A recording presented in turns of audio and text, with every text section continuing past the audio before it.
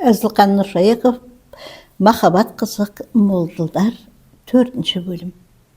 Ортадан сәл ғана төмендеу бойы бар, самай тұсы ширатыла бұраланып тұратын қою қара шашын ұзын қос бұрым етіп өріп, оны ақ маңдайынан жоғарлата басына бірнеше рет орап, екі ұшын тас қылып төбесіне түйіп тастаған, ақ беті таза қолмен ашыған жұмыртқадай кіршіксіз, жасы 18-ге келген талдырмаш қыз мені қоршап тұрған өзге қыздардың арасын қақ жарып етіп қасыма жақындай берді.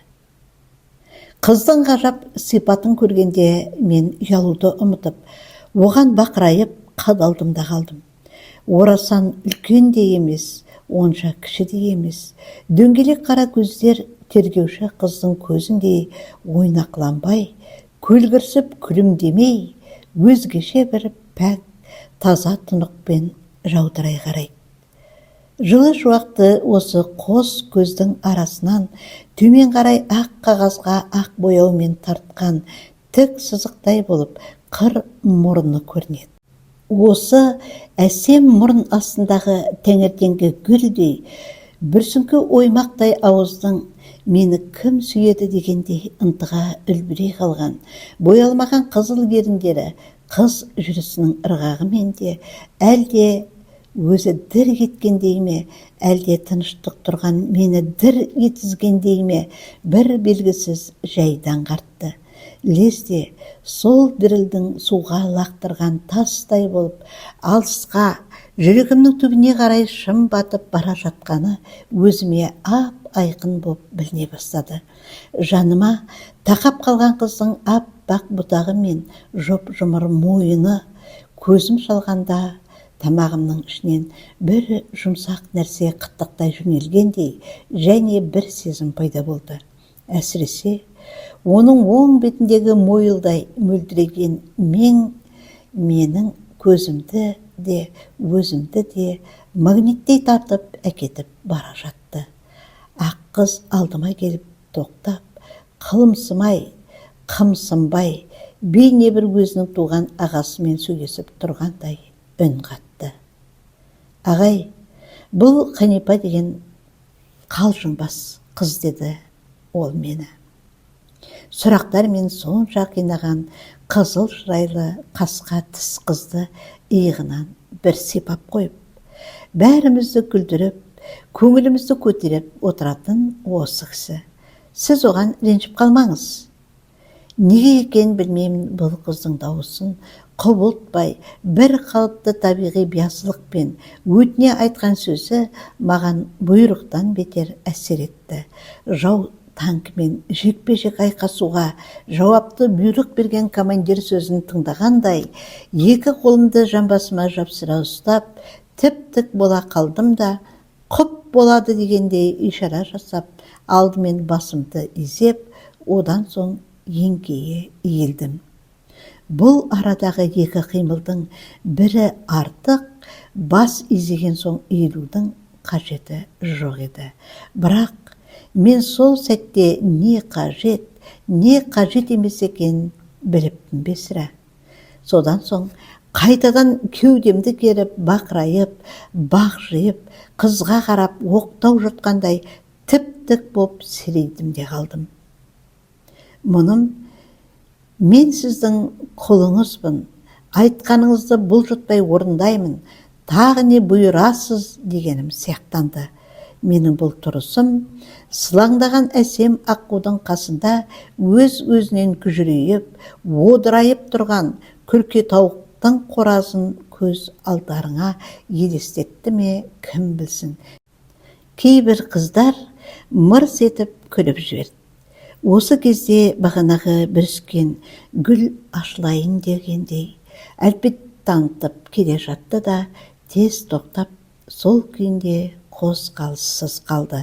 Өзге қыздар күлгенмен ақ қыз әсем ернін қыттықтай бастаған күлкіні кері қайырып жіберді. Мұнысымен ол барша ұстамды қыздың бетінен еш нәрсені білдіртпейтін, жақсы, жек көрген еш қашан аңғартпайтын ең үлкен өнерін танытқан еді. Бірақ ағасының, өзімді айтамын, ол кезде оны аңғарларлық жайы мүлдем жоқ болатын. Сонымен ұзын сөздің қысқасы, жігітке жұтаң соғыс кезіндегі ауылда өсіп, сұрапыл шақта бозбаламен қатар тұруға үйренбегендіктен және олардың қыз алдында өздерін қалай ұстайтындықтарын көрмегендіктен бе, әлде өзінің де мен сияқты қобалақ, қолапайлау ағасы болып, сол есіне түскендіктен бе білмеймін, қыз менің ат байлайтын ақырдай болып, сирейіп қалған қолайсыз күйімді күлкі етпеуге, елемеуге тырысты. Оның орнына бағанадан бері қыздар көзіне күлкінің нысанасы болып тұрған мені бұл жағдайдан тез шығарып әкетуге әрекеттенген сияқтанды. Жаныма одан сайын жанаса кеп тұрды да, «Кәне ағай, жаңа лекцияны жаза алдыңыз ба?» деп алдыма беті жабулы жатқан дәптерге қолын созды. Бұл бір неміс қағазынан жасалған қалың кінағаның жартысы болатын. Германиядан қайтарда дүние қоңыз кейбіреулер дүкеннен дүкен қоймай аралап жүріп, нәрсе алып, үйлеріне сәлемдеме посылкалар жөнелтіп жатты. Ал мен халқымыздың бүлінгеннен бүлдірге алма деген қағидасын берік ұстандым да, еш нәрсеге қол созбадым. Маған отанымның жауын жеңгендегі менің өзімнің аман қалғандығымнан қымбат олжа жоқ еді. Осы оймен Германиядан кеткелі жатқанымда көп айлар қол астымда болған, кейін зеңбірек көздеушісіне жоғарылатылатын жауынгер жолдасым Коми жігіті осы қалың кінағаны қаладағы баспанаға барып, қақ бөлдіріп әкеп, менің зат қапшығыма салды. «Сержант, мұны жау жерінен алған олжам деп емес, менің сізге тартқан сыйлығым деп алыңыз. Еліңізге барып, оқуға түссеңіз, бұл қағаз сізге керек болады» деп өтініп болмады. Ал менің оқуға түсетініме еш күмәнім жоқ еді. Мен бір қызық айтайын сіздерге. Өзім соғыста еш қашанда әдемін деп ойлаған емеспін. Соғыстан кейін алдыма қайтсем де журналист болуым керек деген мақсат қойып едім. Ол да орындалды. Тегі адам не нәрсеге сеніп беріле істесе, оның сол ойы орындалып шығатын болар деп ойлаймын. Жоқ, мұның біздің әңгімеге қатысы жоқ.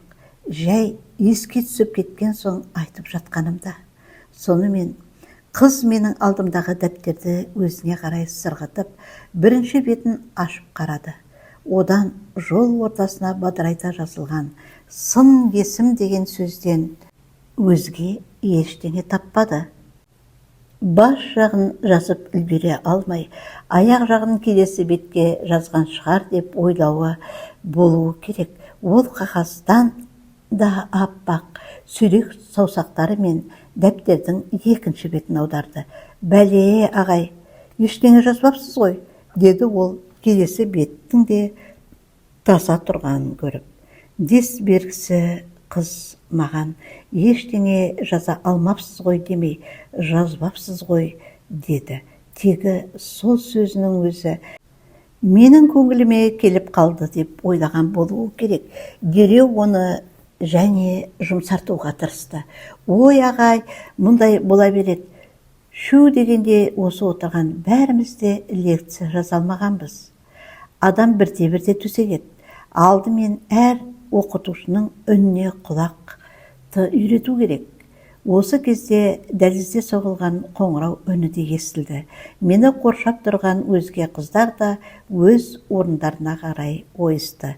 Тек ақ қыз әлденені ойлағандай ернін жымқыра түсіп бөгеліп қалды да: «Ағай, алға жүріп менің қасыма отырыңызшы, мен сіздің конспект жазуыңызға көмектесейін» деді.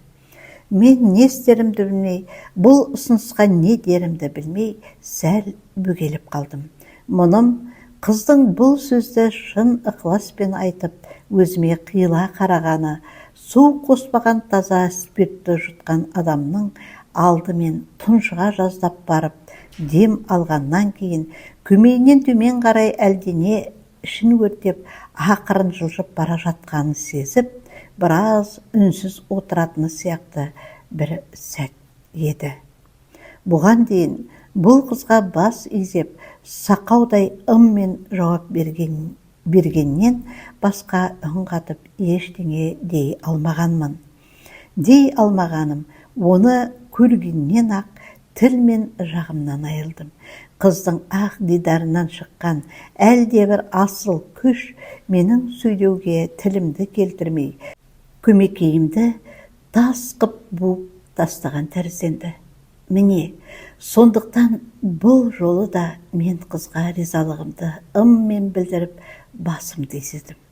Осы кездегі оның ризалық, биязылық, сыпайылық, сүйкімділігін көргенде менің жүрегім бұрынғыдан бетер дүбірлеп дүрсілдеп кетті. Бағанадан бері жүрегімнің лүпілі тыныш тұрған самолет моторының от алдырғандағы алғашқы гүріліне ұқсаса, оның ендігі соғысы сол мотордың стартқа келген самолетті көкке көтерер алдындағы бар қуатымен қалшылдай дірілдеп, самолетті ішіндегі жолаушыларымен қоса теңселте қозғап, тітіретіп жіберер сәтіне пара-пар болды. Қойшы, не керек, лезақ мен мұрын тескен тайлақтай елпеңдеп, қыздың соңына ілесіп, аудиторияның алдыңғы жағына қарай аяңдадым. Жоқ, сол сәтте ол қыз менің тек мұрнымды ғана емес, жүрегімнің өзін қоса тесіп, бұйдалап алыпты ғой. Кім білген, қыз шіркіндердің бар істі осылай үндемей тындыратын. Ақ қыздың орны есік жақтағы екінші партаның оң қанатында екен. Мен жақындай бергенде, сол жағында отырған қызға былай деп жатты. Қанипа, сен артқа барып отыршы, мен ағайды қасыма алып, конспект жазуына көмектесейін. Ах, деді Қанипа, біреу оны ыңқ еткізіп, бүйірден қойып қалғандай, даусына мән бере және қаттырақ шығарып, жақынырақ отырған қыздар оның ых-ысына елең етіп мән бере қалды. Тек ақ қыз ғана оны елемеген сияқтанды. Немесе мен орнымды берейін, ағайға сен көмектес. Жаңа келген әлі үйренбеген кісіге алыста отырып лекция тыңдау қиын ғой, деді ол өзінің сабырлы қалпымен. Жолдасына тағы да бірдеңе демек болып оқтала берген қызыл шырайлы қыз сәл бір иіліп, менің қасыма келіп қалғаннан кейін жалт етіп бетіме қарады да ақырын ғана жымиып, қазір деп қағазын жинай бастады. Әй, Меңтай-ай, жаңа ғана бұл жігіттен жауап алып, беделім күшейіп қалып еді, абыройымда айрандай төктің-ау. Тым болмаса ертең ауысып отыратын едік қой. Маған қамқоршы қыздың аты Меңтай екен енді ғана білдім. Аудиторияда алғаш естіген аттарымды ұмытып қалмау үшін Қанипа, Меңтай, Қанипа, Меңтай деп өлең жаттағандай күбірлей ішімнен бірнеше рет қайталай бердім. Ағай жауды тезірек жеңіп оқуға келсем, біз сияқты қарындастарыңның қасында отырсам деп талай арман еткен шығар. Сөйтіп келген кісіні ең түпкірге шошайтып, жалғыз отырғызып қойғанымыз ұят емес пе? Меңтайдың бұл сөзі жаныма жағып кетті-ау деймін. Мен, иә, 4 жыл арман еттік қой деп ыржалақтап басымды изей бердім. Меңтай сөзінен жеңілген Қанипа басқа еді, дау айта алмады. Тіпті еріне келген өткір әзіл сөздерден де айырылып қалдау деймін. Сасқалақтай орнынан тұрып, ғафу етіңіз, отырыңыз деп, маған тағы да бір жымия қарап, жалт еткізе көз тастады да, қағаздарын құшақтап артқы партаға қарай кетті. «Қанипа, қайда барасың?» деді қыздар әзілдеп. «Эвакуация, тылға көшіп барамын» деді ол да күле жауап беріп. Мен оның орнына отырып, Меңтай ойының зеректігіне таң қалдым. Меңтайдың жаңағы айтқан «Ағай, жауды тезірек жеңіп оқуға келсем, біз сияқты қарындастарының қасында отырсам» деп талай арман еткен шығар дегені, оның алдында айтқан алыста отырып лекция тыңдау ауыр екендігі, алдымен оқытушының үніне құлақты үйрету қажеттігі туралы пікірлері бәрі менің ойым. Сонда осы қыз алдыңғы лекцияда ештеңе жазбай, өлде бір әдіспен тек қана менің ойымды тыңдап отырғаннан сау ма екен деп өзім оған қымсына қарап қойдым. Қыз жай ғана жымиып, парта қуысындағы дәптерін, сиясауытын, қаламын бір-бірлеп шығарып, жайлап алдына қоя бастады. Оның парта үстіне қойған дәптерінің мұқабасындағы жазуға көзім түсті. Онда былай деп жазылған екен: Қазақ тілі Қазақ мемлекеттік университеті тарих филология факультетінің 2-ші курс студенті Ербосынова М. Мен Меңтайдың фамилиясының Ербосынова екенін осы арада білдім. Ол дәптерінің беттерін парақтап ашқанда, өткен лекциядан маржандай тізілген айқын әріптермен шақпақ жолды 3 бетке толтыра конспекттің жазып алғанын көрдім. Бәсе, ішіндегіні біреу қайдан білсін деп ойладым да, өзінің зеректігімен мен ойлаған ойдың үстінен түсіп жатқан шығар. Дегенмен, бұл қыздың аузынан шыққан қарапайым сөздердің өзі мені сары алтынның буындай балқытып бара жатқаны, тегі оның ән сұлулығынан ғана емес, осы ой зеріктігінен де болар. Қазақ тілінің оқытушысы біраз кешіңгіріп келіп сабағын жалғастырды. Жақыннан қарағанда ол қос мұрындығының үстіне мүлде шүңірек көзді кісі екен. Менің алыста отырып, оны бүркітке ұқсатқаным тіпті дұрыс болыпты. Сабағын бастай бере ол 2-ші партада жапалақтай жарбиып отырған маған көз тоқтатты. «Сіз қайдан келдіңіз? Аты жөніңіз кім?» деді оқытушы маған. Партаны салдыр-гүлдір еткізіп, мен орнымнан атып тұрдым. Керзі етіктің 2 басы бірімен бірі сүзіскен бұзаудай болып сарт ете қалды. Оң қолымды шошаң еткізіп, жоғары көтере бердім. Де жалаңбас тұрғаным есіме түсіп, жалма-жан жамбасыма жапсыра қойдым. Бағанадан бері оқытушының аты жөнін де сұрамап, не де болса деп бұрынғыша тарта бердім. «Жолдас оқытушы, алдыңызда тұрған аға сержант Есенов Ербол. Демобилизациямен әскерден қайтып, университетке оқуға келдім». Қыздардың бәрі қыран күлкі болды. Оқытушы да күліп жатыр. Тек Меңтай ғана дыбыс шығармай езу тартты. Онысын да тез тия қойып, маған қарай жақындаңқырап, «Ағай, сержант емес, студент деп айтыңыз» деді. Жұрт осыған күлген екен ғой деп дедім де, шапшаң қатемді түзетпек болып, қыздардың күлкісі тоқтала бергенде, «То есть студент Есенов Ерболмын» дедім ыржиып. Қыздар бұрынғыдан бетер сылқылдап күлсін, күлсе күле берсін. Қыздардың күлкісі маған майдай жағады. Өйткені ол немістердің 6 стволды минометінің абалап келіп, айналаға ажал шаша, алды артында жарылып жатқан миналары емес. Мен қазір тірі дүниенің тозағынан шығып, пейішке келіп тұрғандаймын. Сондықтан осынау қор қыздарына қосылып, өзім де еріксіз күліп алдым. Бір кезде күлкі басылды. Оқытушы оң жағына бұрылыңқырап, қалтасынан орамалын алып көзін сүртті.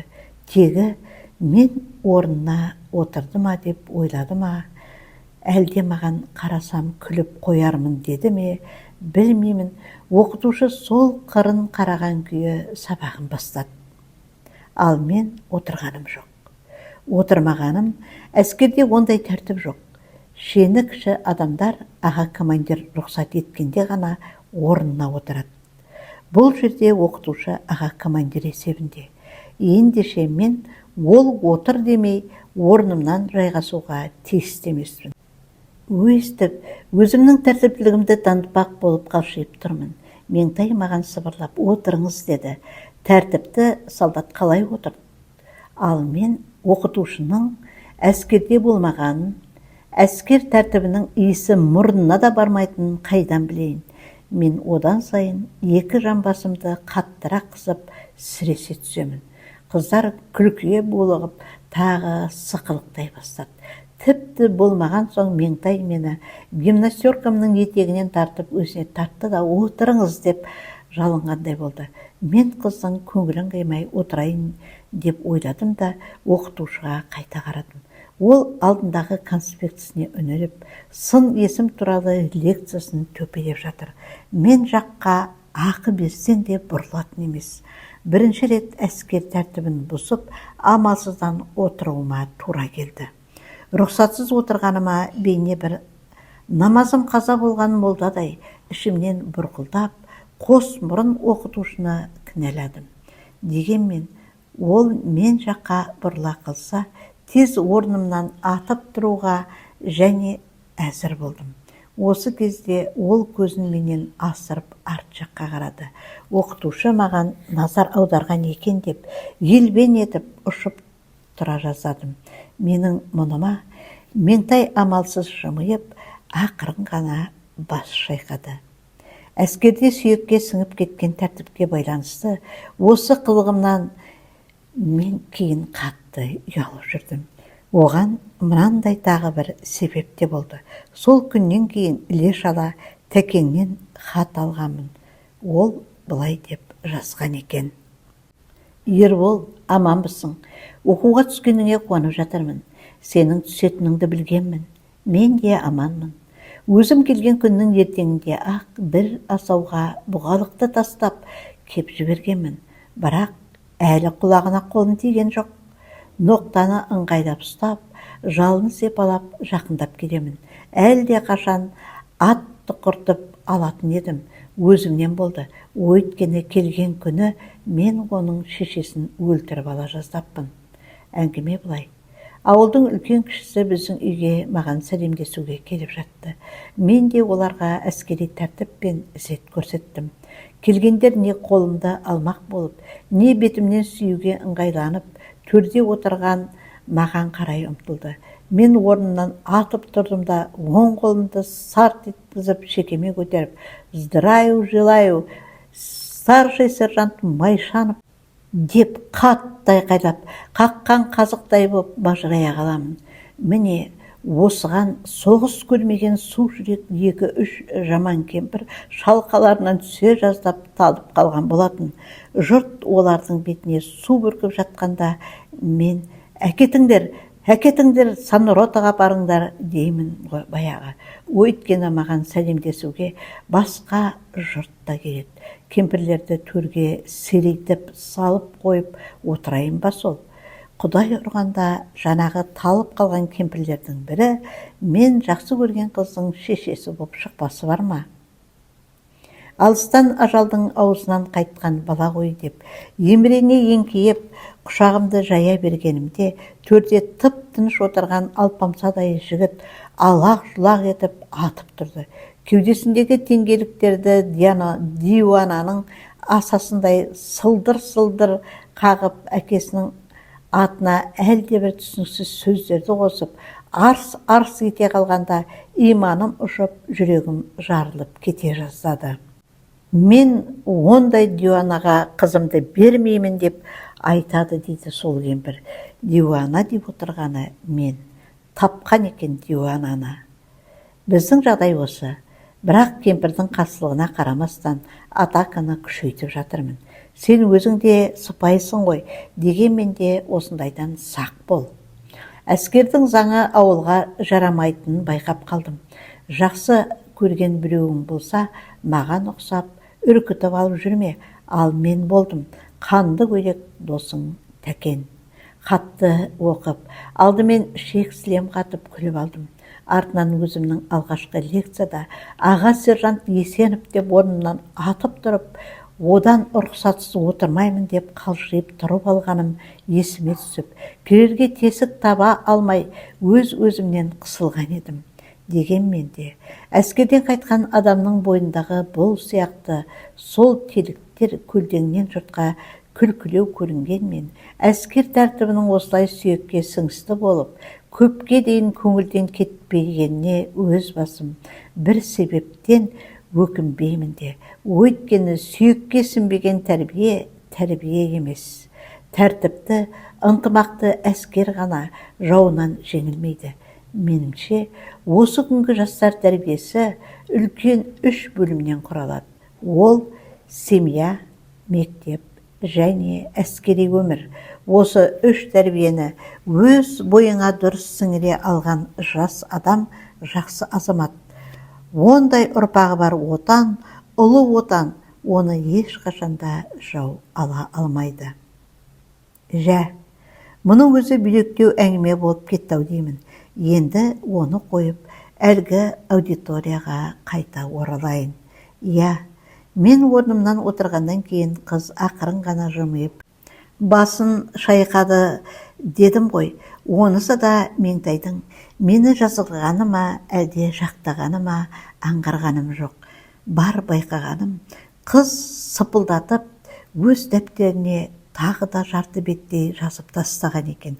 Ағай, 3,5 беттей орын қалдырып, міне мына жерден бастап маған ілесіп жаза беріңіз деп, Ментай сол қолының шынашағымен өзі дәптерге енді түсіре бастаған сөйлемді нұсқады.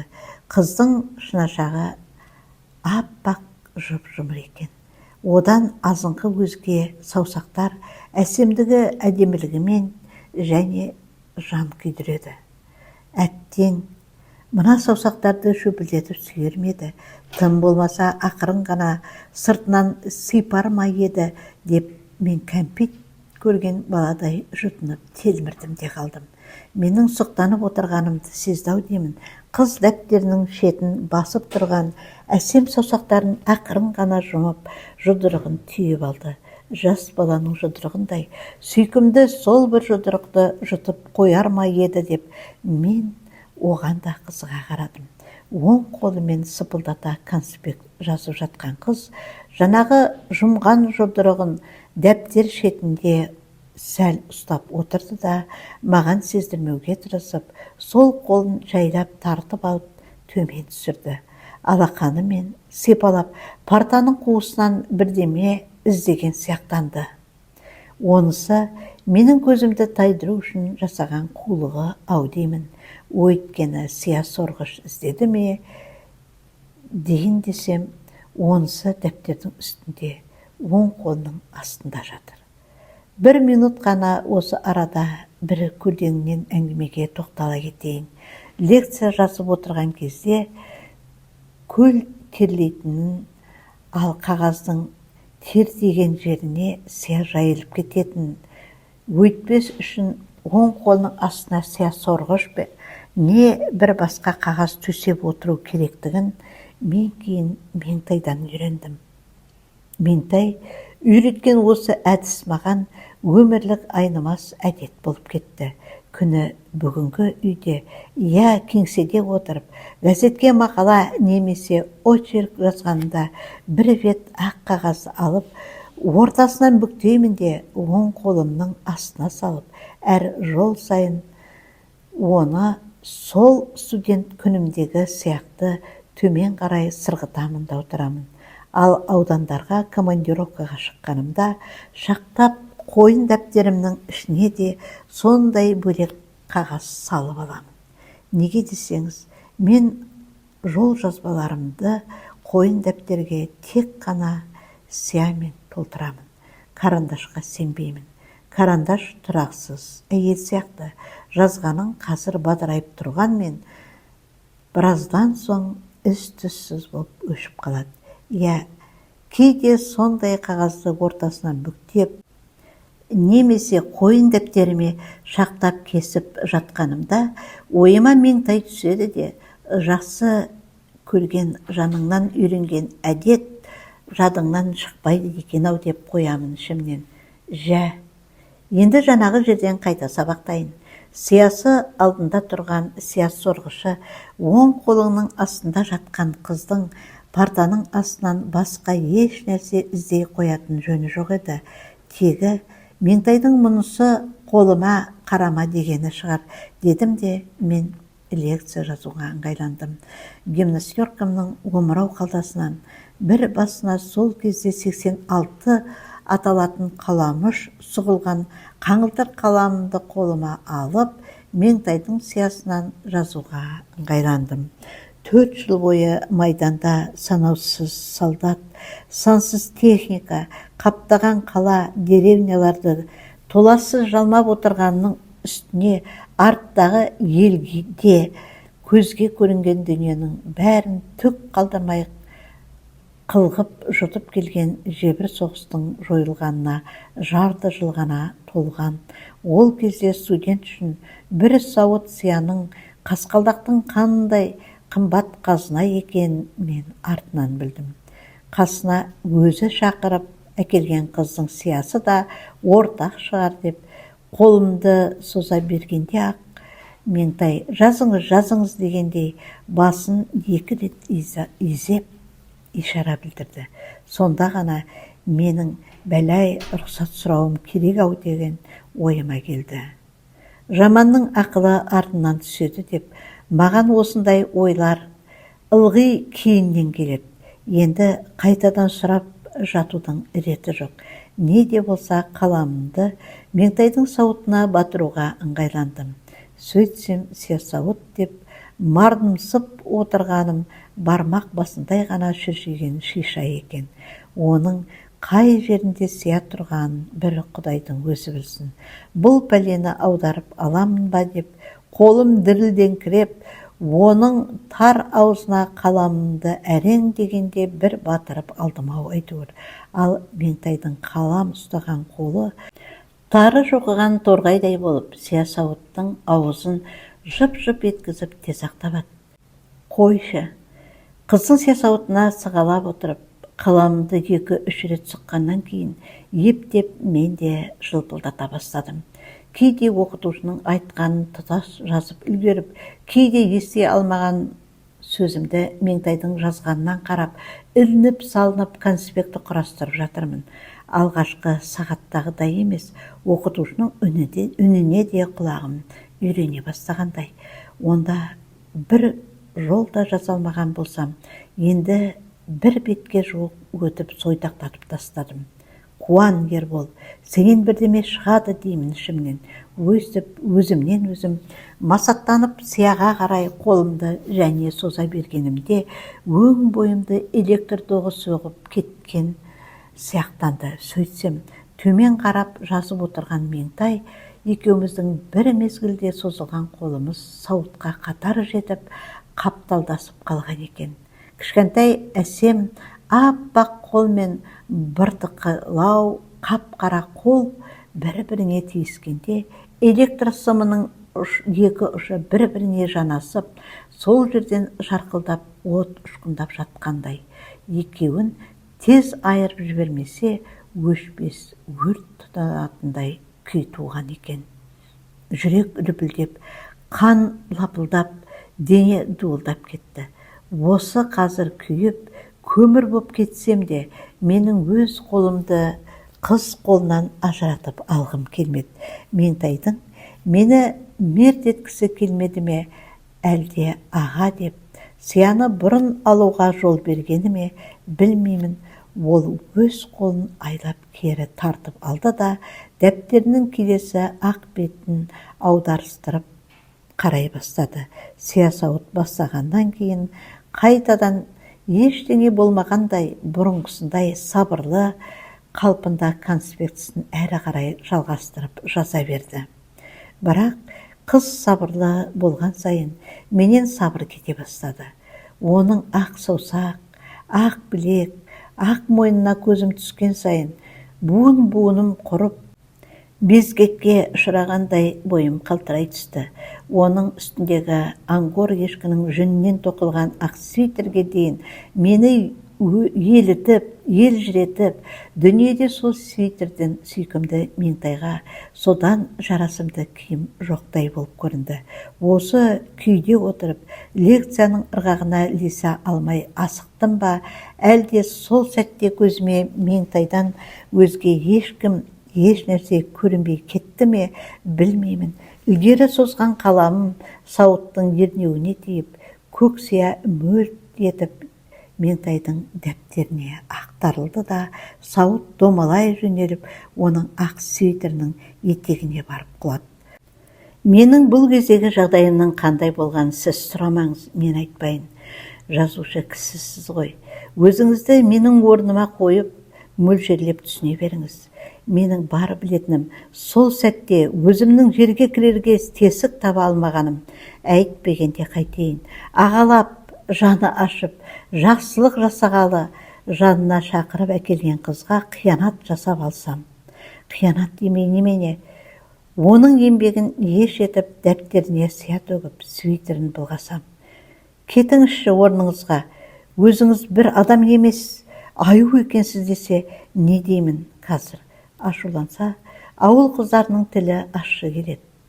Олардың қу қайыршы, иттің ғана баласы деген сияқты тәтті сөздерін талай рет естігенмін бала күнімде. Бұл қыздың да мені сөйдеп тілдемесіне кім кепіл?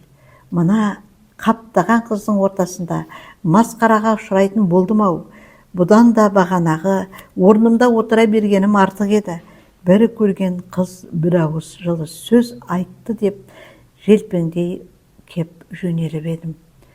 Өзіме де обал жоқ. Енді Меңтай мені не деп сөксе де құлымын. Осылай ойлап өзіне өлім жазасын күткен қылмыскердей құнысып бір уыс болдым да қалдым.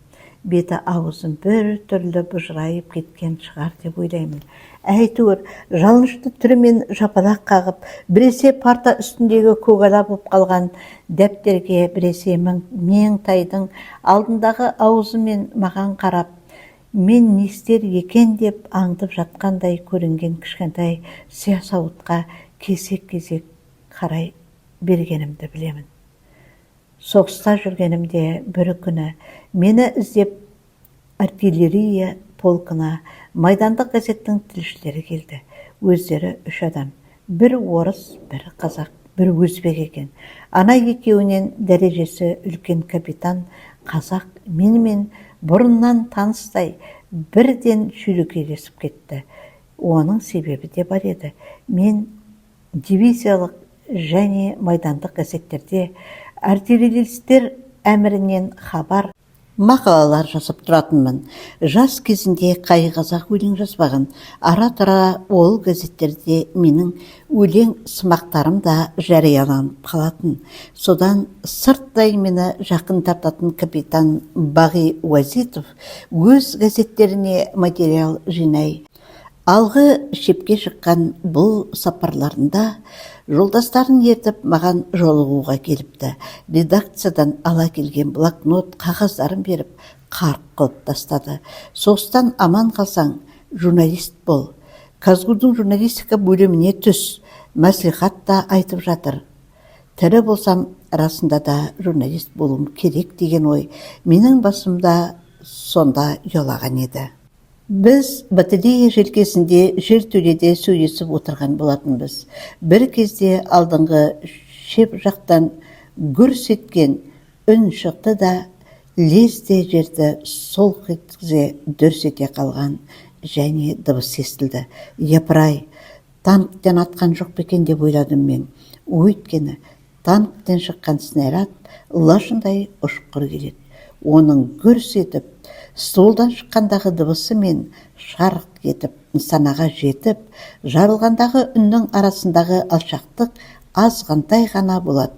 Япырай, жау танктері батареяға шабуыл жасап келе жатқан жоқ па екен деп сасқалақтаған мен жер төледен шыға жүгірмек бола бергенде бір нәрсе ысылдап ысқырып, қақаңдап келіп, дәл есік алдына тоқтады да, шыр көбелек үйіріле қалды. Зәрем зәр түбіне кетіп, ойбай, снаряд деп, жертөленің төріне қарай жүгірдім. Журналистердің де көзі шарасынан шығып, аллалап жатыр. Бәріміздің астымызға біріміз тығылып, үйме-жүйме болдық та қалдық. Сөйтіп жатып, бәріміз бақырайып есікке қараймыз. Есік алдында ажал бейін билеп, ұршықса айналып снаряд тұр. Ешқайсымызда үн жоқ. Іштей снаряд әні жарылады, міні жарылады деп, жанымыз шығып барады. Бір кезде снарядтың шыр көбелек айналған шапшандығы азайып, оның шоқиып отырған аюдың күшігіндей боп, бойы көрінді де сәлден соң буыны құрып, әлі біткендей сылқ етіп құлай кетті. Сол кезде менің тасамда жатқан капитан селк ете түсіп көзін жұмды.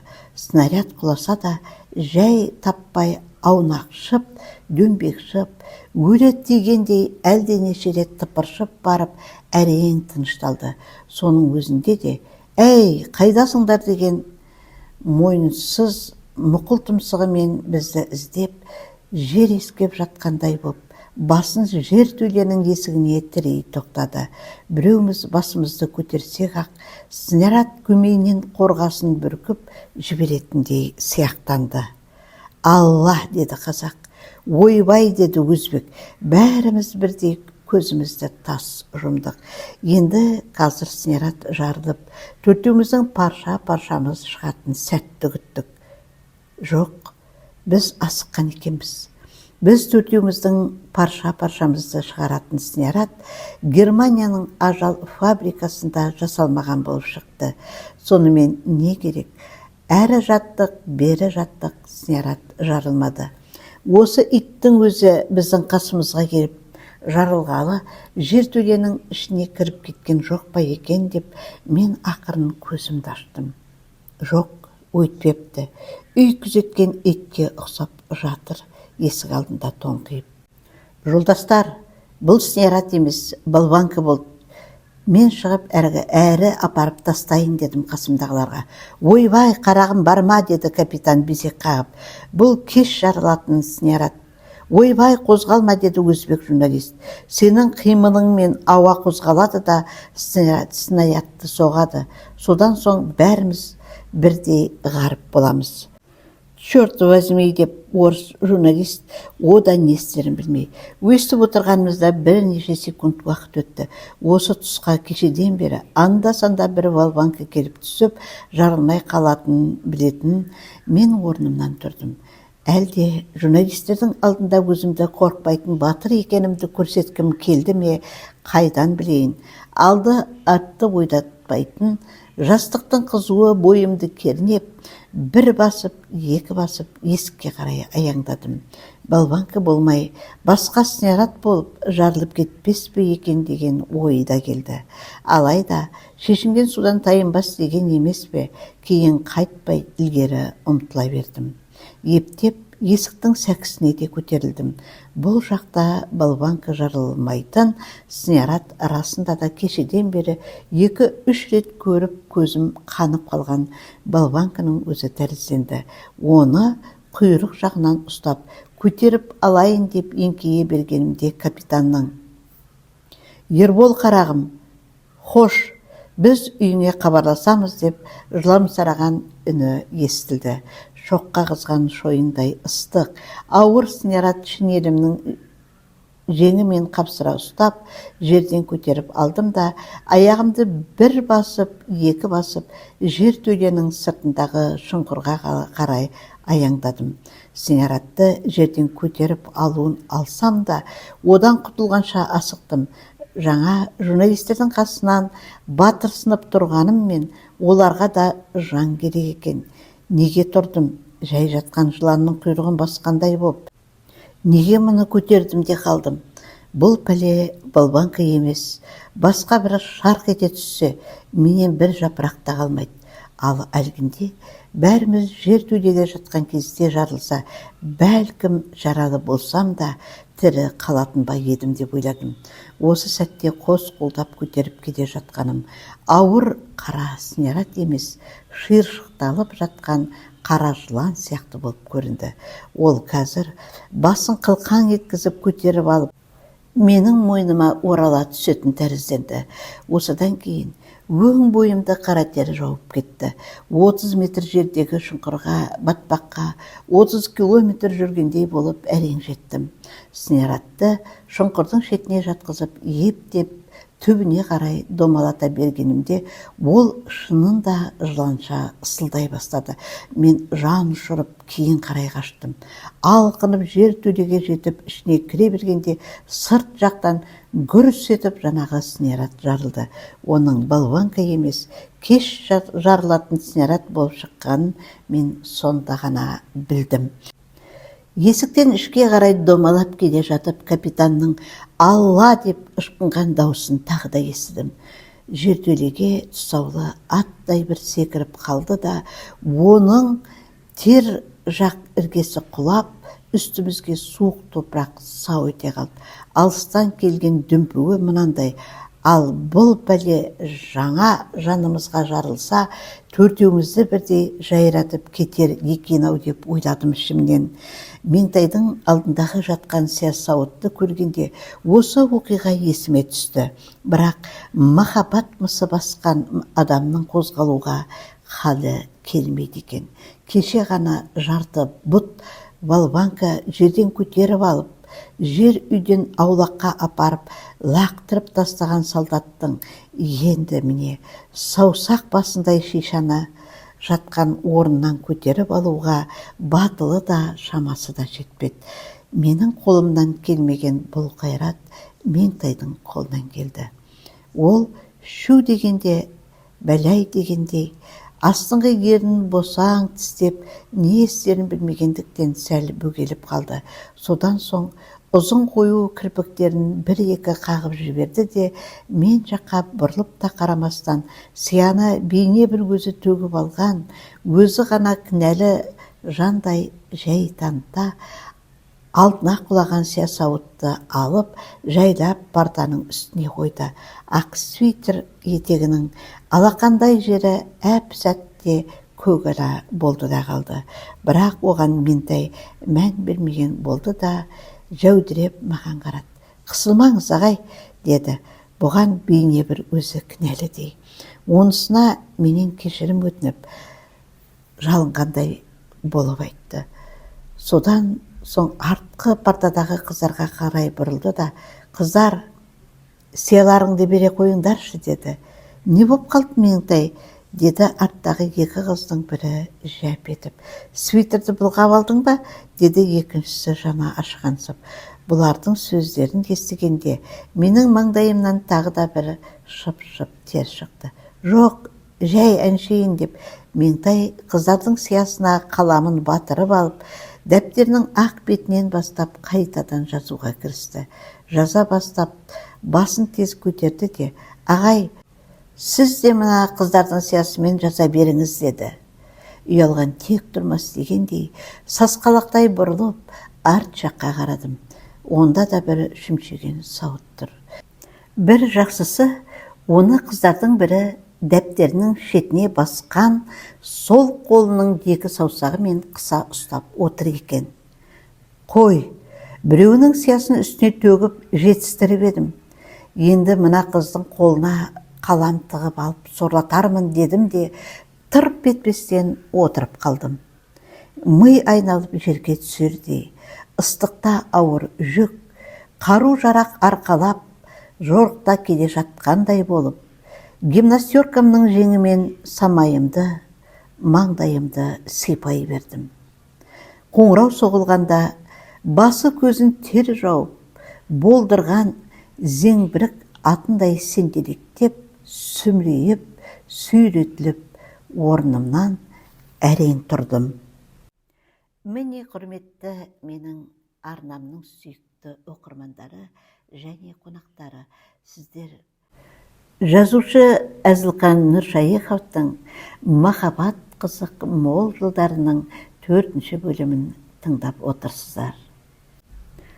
Егер әңгіме сізге ұнаса, алған әсеріңізді пікір бөліміне қалдыра кетіңіз. Егер әңгіменің жалғасын тыңдағыңыз келсе, арнаға тіркеліп қоңыраушаны басып қойыңыз, және все деген батырмасын басып қойсаңыз, менің күнбе-күн шығарып отыратын әңгімемнің жалғасын тыңдап отыра аласыз. Сонымен қатар менің арнамда ғибратты, мағыналы, тәрбиелі әңгімелердің де көп екенін, ұмытылып бара жатқан салт дәстүріміздің шығу тарихтары, әдет ғұрыптар, ырым-тыйымдар, сондай-ақ жаңа өмірге деген мотивациялық қағидалар туралы әңгімелердің көп екенін естеріңізге сала кеткім келеді. Олай болса, менің арнама қош келдіңіздер, арнадан алыстамаңыздар. Қазақ тілді осындай контенттердің дамуына сіз болып, біз болып, үлесімізді қоса кетейік дегім келеді. Әңгіменің жалғасы 5-ші бөлімі ертең сағат 17:00-де менің арнамда шығатын болады. Жіберіп алмаңыздар. Мен әзірше сіздерменен қоштасамын. Менің арнамда кездескенше күн нұрлы болсын.